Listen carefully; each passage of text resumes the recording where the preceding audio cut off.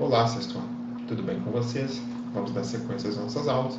Hoje nós vamos falar sobre o Egito Antigo, a civilização egípcia, como ela se formou.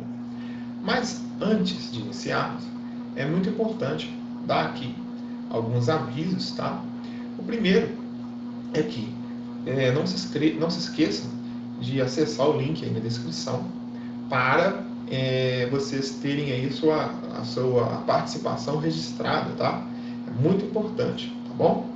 O outro aviso, pessoal, é que nós estamos vivendo um período de aulas remotas, devido aí à pandemia, e é fundamental que vocês façam a leitura dos textos, tá? Assistam a essa videoaula com calma, caso não tenham entendido, retorne, dê uma pausa ali, leia o livro sobre o assunto no qual estou me referindo aqui, tá? Tudo isso é muito importante. Além de fazer os exercícios, tá? Façam os exercícios, pessoal. Leiam o texto antes no livro, antes de fazer as atividades, depois faça a atividade. E assim, quando surgir a dúvida, durante as lives aqui, eu poderei te ajudar, esclarecer aí a sua dúvida, tá bom? Assim, pessoal, está dado o recado, vamos lá iniciar a nossa aula. A formação da civilização no Egito Antigo está ali por volta do ano 3100 a.C. Mas antes, por volta do ano de 5500 a.C., já começaram a fixar grupos ali próximos ao rio Nilo. Aí, pessoal, já falamos nas outras aulas sobre a importância dos rios, das primeiras civilizações se fixarem próximo a rios. Nós já fizemos atividades sobre isso. O rio traz muitas vantagens, como fertilização do solo, água para beber, tá? Também para a questão dos animais, para você poder cultivar ali vários tipos de culturas, a questão da agricultura, tá? E também o rio serve como um meio de transporte, tá bom?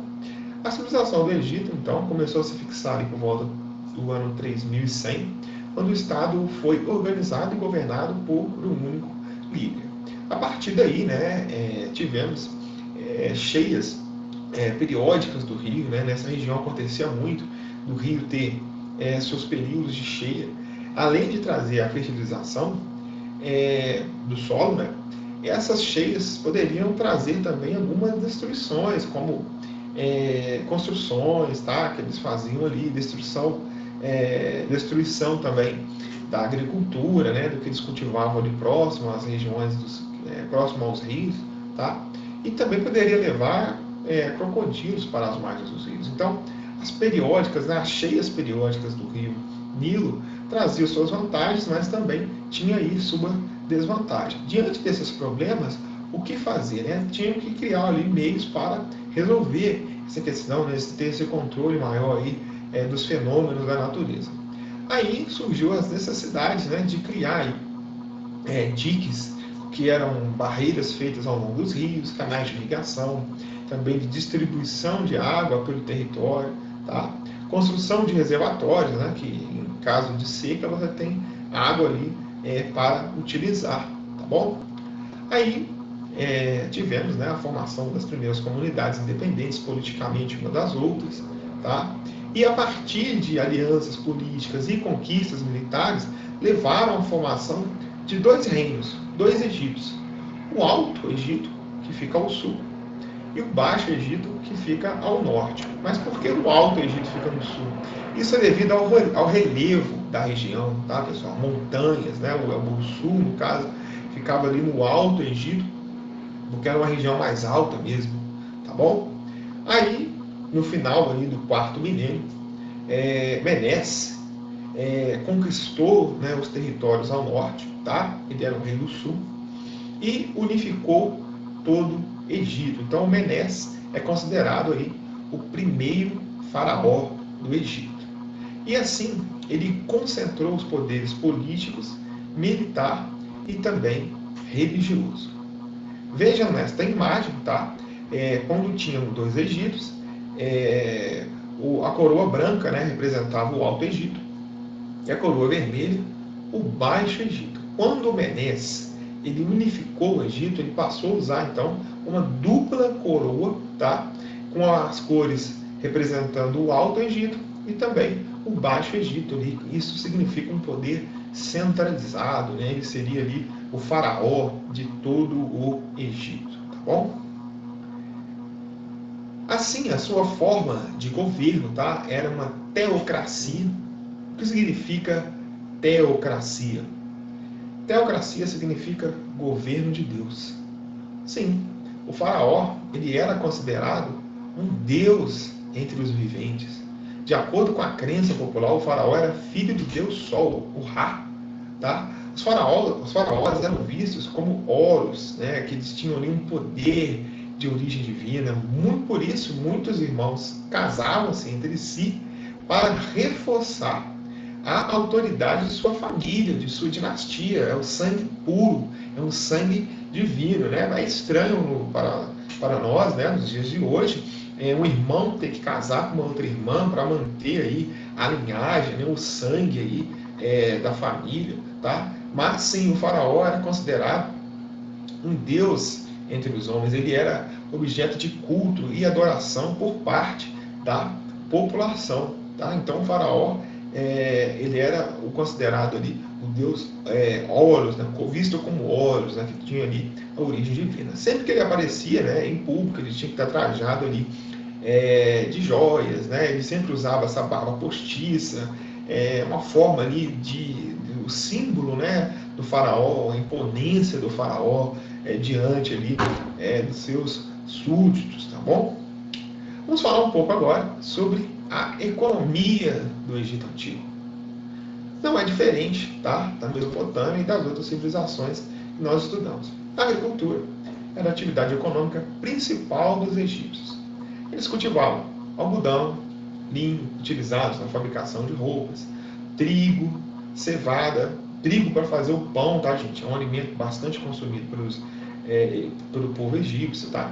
A cevada, gergelim, a cevada, eles faziam cerveja também, tá? Legumes, né, com frutas e também oliveiras, tá? Os camponeses, eles faziam pomares e hortas, produzindo favas, lentilhas e também pepinos. Cultivavam ainda a uva, que era utilizada na fabricação do vinho, tá? Criavam bois, porcos e também carneiros. Peixes e aves eram carnes mais consumidas, tá? Pela população egípcia. E também, né, o trabalho no campo, para melhorar aí, né, a produção, ele era praticado com auxílio do arado de madeira puxado por bois, né? Nós já falamos sobre o arado nas primeiras aulas aí sobre Mesopotâmia, né? Que o arado ele prepara o solo ali para o plantio e ele puxado ali, né, pelo boi, né? A pessoa só vai atrás ali. Isso deixa ali, isso facilita aí a produção, né, na questão da agricultura. O comércio também apresentava grande relevância financeira no Egito Antigo. Eles comercializavam os excedentes, tá? Aquilo que sobrava, eles trocavam entre si, mas também faziam comércio com outras regiões, tá? O Egito comprava e também vendia de outras regiões e usava, lógico, né, o Rio Nilo ali como um meio de transporte, ok? Vamos falar agora sobre a sociedade egípcia. No Egito Antigo, observamos uma estrutura bastante rígida, na qual a possibilidade de ascensão era mínima entre os seus integrantes. Você nasceu ali um camponês, né, é muito difícil de você se tornar aí um soldado, um sacerdote, né?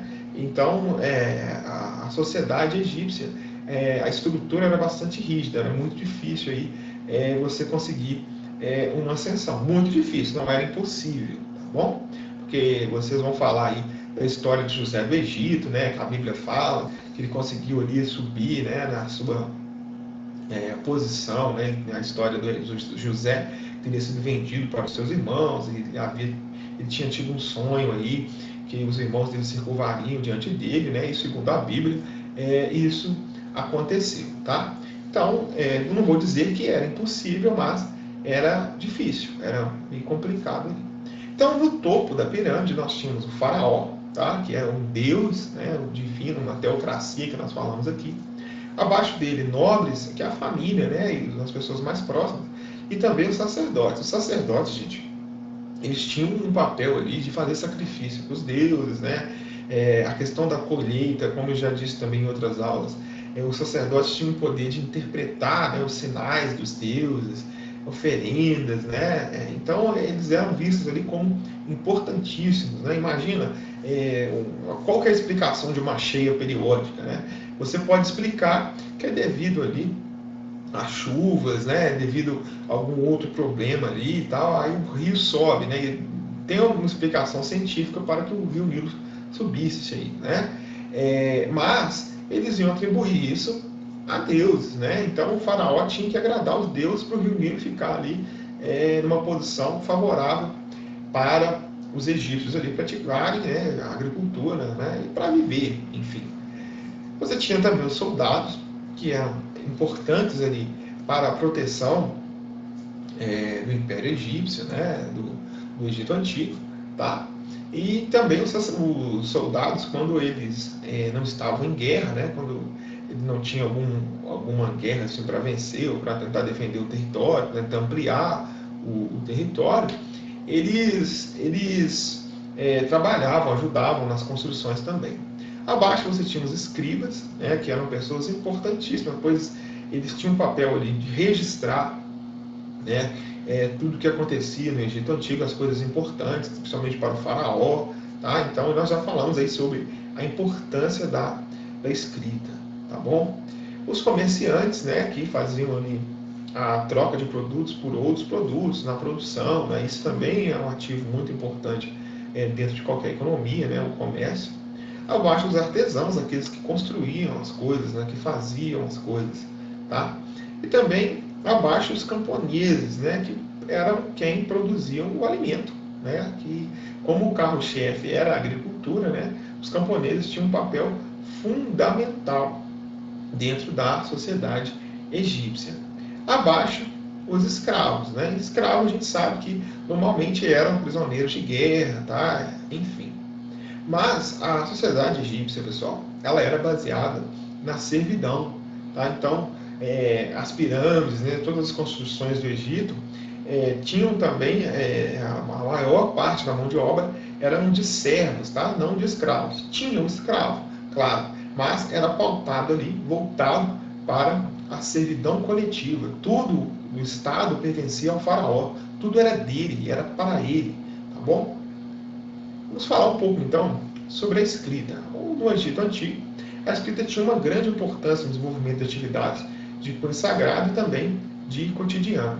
Em linhas gerais, os egípcios desenvolveram 3 sistemas de escritas diferentes entre si.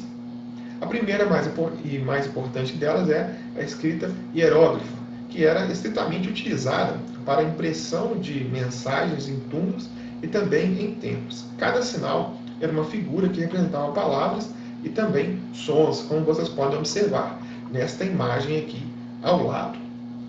Logo em seguida havia a escrita hierática, que era uma simplificação dos hieróglifos, tá? da escrita hieróglifa, e a também demótica, que era utilizada para escritos de menor importância.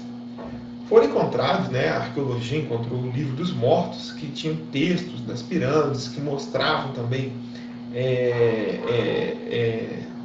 o que acontecia quando a pessoa morria. Tá? Esse livro dos mortos ele é muito importante, porque ele mostra ali os rituais, como por exemplo, o tribunal de Osíris, né, que nós vamos falar muito aí mais adiante, tá? Não nessa aula, mas nas próximas.